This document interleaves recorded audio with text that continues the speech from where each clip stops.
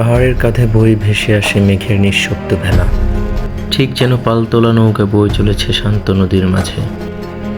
আর এমনই অপার্থিব সৌন্দর্যের পর্ষা সাজিয়ে পাহাড় আমাকে বারবার ডেকে যায়, তারই প্রেক্ষিতে বারবার তার কাছে ছুটে যাওয়া।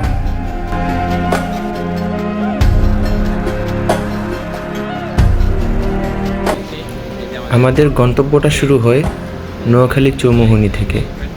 পথিমধ্যে বৃষ্টি চলে আসায় আমরা সবাই রেনকোট গায়ে দিয়ে নিচ্ছিলাম। গভীর রাতে অন্ধকারাচ্ছন্ন পথে আমাদের যাত্রা শুরু হয়।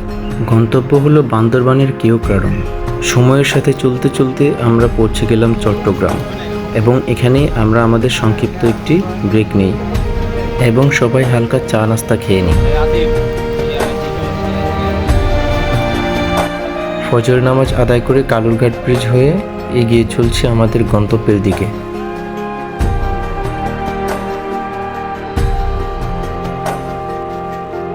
কালুরঘাট টোল প্লাজা অতিক্রম করে চলতে চলতে আমরা পৌঁছে গেলাম কেরানীরহাট।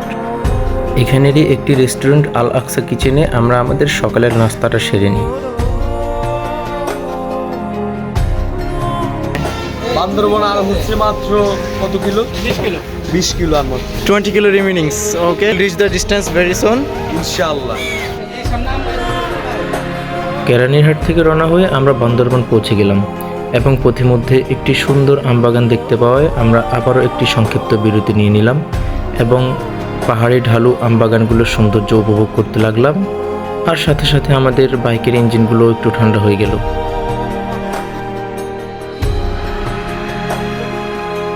কথিত রয়েছে যে বান্দরবনকে দেখেনি সে বাংলাদেশকেই দেখেনি। আসলেই তাই। পাহাড়ে আঁকাবাঁকা রাস্তার সাথে সবুজ এবং মেঘের মিলবন্ধন মনে করিয়ে দেয় এই যেন সৃষ্টিকর্তার এক অপরূপ সৃষ্টি নিদর্শন।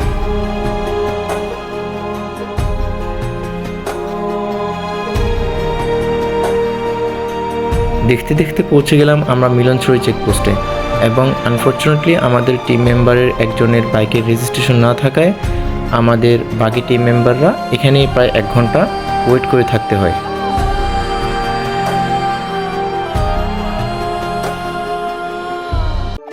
চেকপোস্টটির সাথে রয়েছে একটি চমৎকার ভিউ পয়েন্ট, যেখান থেকে দেখা যায় পাহাড়ের সৌন্দর্য এবং সাঙ্গু নদীর বিভিন্ন শাখা প্রশাখা। আর এখানে এই পর্যটকদের ভাষা শুনে মনে হচ্ছিল তারা বহির্দেশ থেকে বান্দরবান ঘুরতে এসেছে। এটি হচ্ছে সেই অতি পরিচিত সাঙ্গু ব্রিজ, এবং এটি বান্দরবানের একটি ঐতিহ্যের অংশ। স্থানীয় অনেকেই এটাকে শঙ্খ নদী বলে থাকে, এবং এটি সাঙ্গু নদীর সজ্জিত রূপ ধরা দেওয়ার এক অন্যতম ভিউ পয়েন্ট। বর্ষা মৌসুমে পাহাড়ি সৌন্দর্য উপভোগ করতে এসে একটু কাদা পানি ফেস করব না, তা তো হয় না। পাহাড়ি সৌন্দর্যের সাথে সাথে পাহাড়ি রাস্তাগুলোর মধ্যে উৎপেতে থাকে কিছু বিপদ। একটু অসতর্ক হলেই বাইক সোজা গিয়ে পড়বে পাহাড়ি কোনো খাদে বা কোনো ঝিরিতে।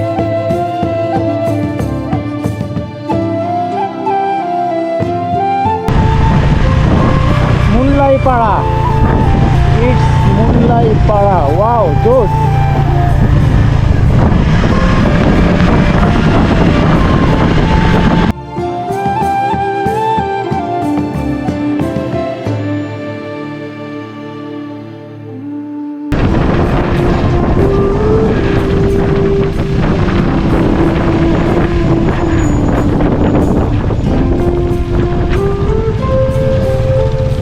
এখন আমাদের গন্তব্য কোথায়? এখন ওয়াও, ইনি হচ্ছেন আমাদের গাইড রাম দাদা। উনি আমাদেরকে পাহাড়ি রাস্তা চলার পথে বিভিন্ন সুবিধা ও অসুবিধাগুলো আগে থেকে জানিয়ে দেবেন এবং আমাদের গন্তব্যে পৌঁছে দিতে সহায়তা করবেন।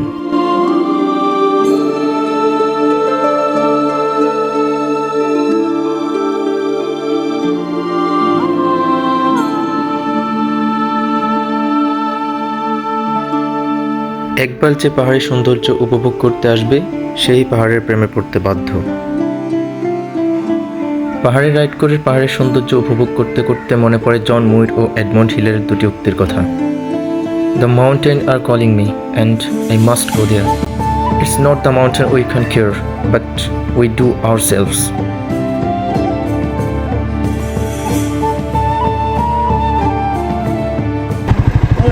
এখানে আমাদের গাইড আমাদেরকে দাঁড় করালো এবং সামনে থেকে প্রচুর পরিমাণে পাহাড়ি ডাউনহিল এবং আপহিল শুরু হয়, যার জন্য আমাদেরকে কিছু সেফটি ইনস্ট্রাকশন দিয়ে দিচ্ছিল, সাথে আমিও কিছু যুক্ত করলাম।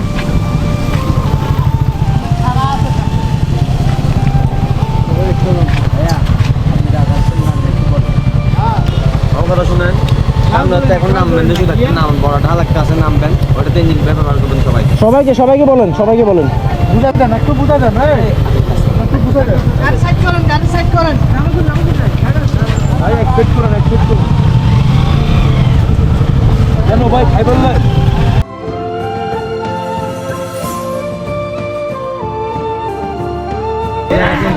শুনেন 10 মিটার করে দূরত্ব রাখবেন, যাতে কেউ যদি পয়রা যায় কোনোদিন 10 মিটার কমসে কম। যদি কারো পাওয়ার একটু ড্রপ ইস্যু হয়, তাহলে সেই জন্য সাইডে সরে আসতে একটা নামাই দেয়, এবং পিছেরটা যেন এটা বলে দেন, পিছের জন্য সে সাথে নেমে যায়।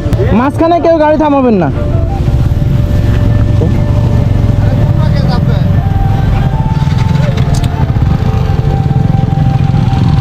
আল্লাহ, গাইডটা তার দিক নির্দেশনা দেওয়া শেষে এখান থেকে আমরা আমাদের যাত্রা আবার শুরু করলাম।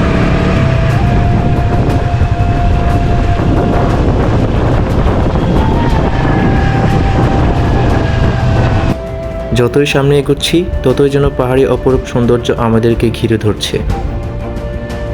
দেখতে দেখতে চলে আসলাম আমরা সেই বগালিকের লাদাখ ভিউ পয়েন্টে।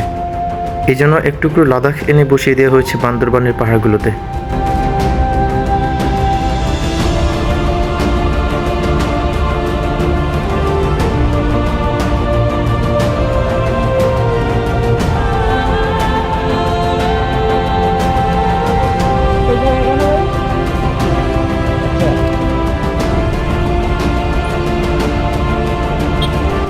এটি হচ্ছে আমাদের বহুল প্রতীক্ষিত সেই বগালেক।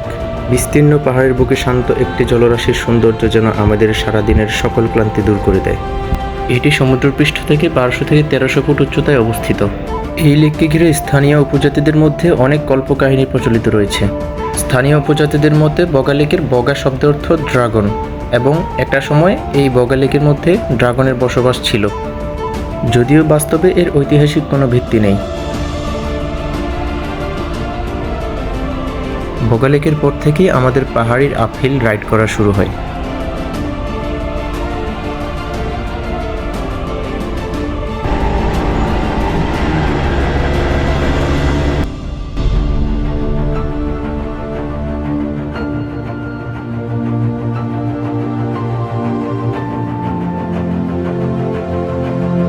বৃষ্টির মধ্যে পাহাড়ি রাস্তায় রাইড করার সৌন্দর্য আসলে কোনো ভাষায় প্রকাশ করার মতো না। এই সৌন্দর্য শুধু অনুভব করা যায়, প্রকাশ করার নয়।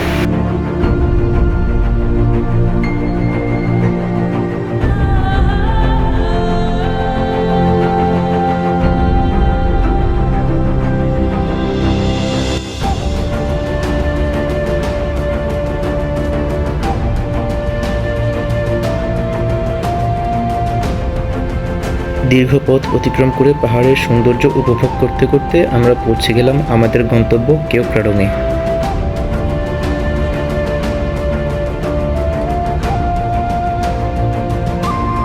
রিসোর্টের পাশে অবস্থান করতেই আমরা মেঘের চাদরে ঢেকে গেলাম।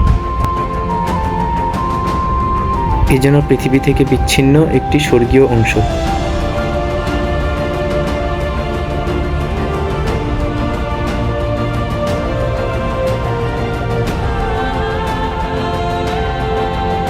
পাহাড়ের সৌন্দর্য আসলে ক্যামেরা বন্দি করা কিছু ক্লিপসের মাধ্যমে কখনোই ফুটিয়ে তোলা সম্ভব নয়।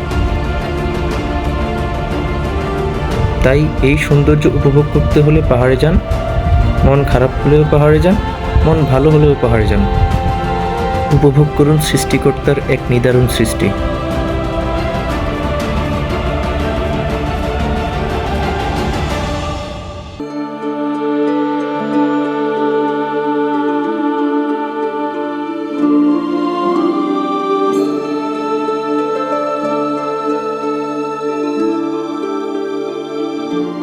পরিশেষে বলার থাকে, পাহাড়ের চূড়ায় দাঁড়িয়ে মানুষ পৃথিবীকে বড় দেখতে নয়, বরং নিজেকেই নতুন করে চিনতে শেখে।